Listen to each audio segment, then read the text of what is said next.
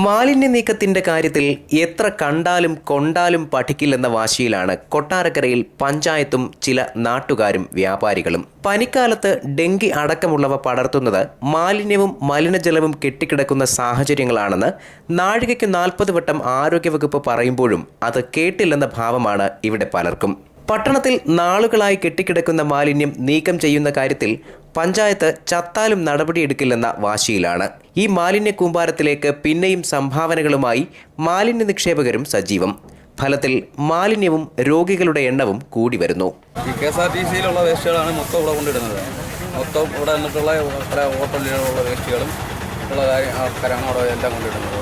നടക്കാനും വയ്യ, ഇവിടെ ഒന്നും ഇരിക്കാൻ പോലും വയ്യ, അത്രയ്ക്ക് കൊതുകിൻ്റെ ശല്യമാണ്. ബോധവത്കരണങ്ങൾ മുക്കിന് നടത്തുമ്പോഴും സമൂഹത്തോട് യാതൊരു പ്രതിബദ്ധതയും കാണിക്കാൻ മാലിന്യ നിക്ഷേപകർ തയ്യാറാകുന്നില്ല. വീടുകളിലെയും വ്യാപാര സ്ഥാപനങ്ങളിലെയും അവശിഷ്ടങ്ങൾ പട്ടണത്തിൽ പല ഭാഗത്തായി കുമിഞ്ഞുകൂടുന്നു.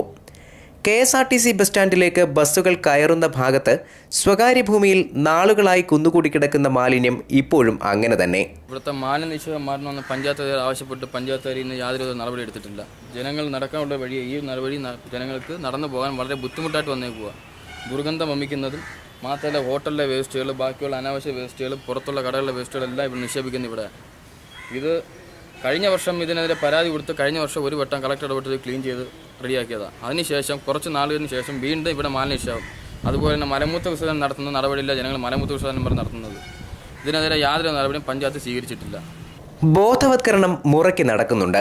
പക്ഷേ മാലിന്യ കൂമ്പാരം നീക്കം ചെയ്യുന്ന കാര്യത്തിൽ സ്വബോധം നഷ്ടപ്പെട്ട നിലയിലാണ് പഞ്ചായത്ത്. ഒന്നും പഞ്ചായത്ത് ഉൾക്കൊള്ളുന്നുമില്ല. ഈ പഞ്ചായത്തിൽ വന്ന് വേസ്റ്റുകൾ വന്ന് വാരിക്കൊണ്ട് പോകുന്നതുമില്ല. പിന്നെ പഞ്ചായത്തിൽ നിന്ന് അവർ പറയുന്ന നടപടിയുണ്ട്, അതുകൊണ്ട് ഇതുണ്ടെന്ന് പറയുന്നതല്ലാതെ ഒരു നടപടി ഇവിടെ കാണുന്നതില്ല.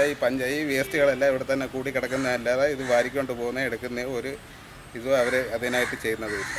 കൊട്ടാരക്കര ചന്തമുക്ക്, പുലമൺ, ബസ് സ്റ്റാൻഡ് പരിസരം, ഓയൂർ റോഡിന് സമീപം, റെയിൽവേ സ്റ്റേഷൻ എന്നിവിടങ്ങളിലെ മാലിന്യ നിക്ഷേപം വളരെ വലുതാണ്. പട്ടണത്തിന്റെ വിവിധ ഭാഗങ്ങളിൽ മാലിന്യം നിക്ഷേപിക്കുന്നത് ശിക്ഷാർഹം എന്ന ബോർഡുകൾ വച്ചിട്ടുണ്ട്.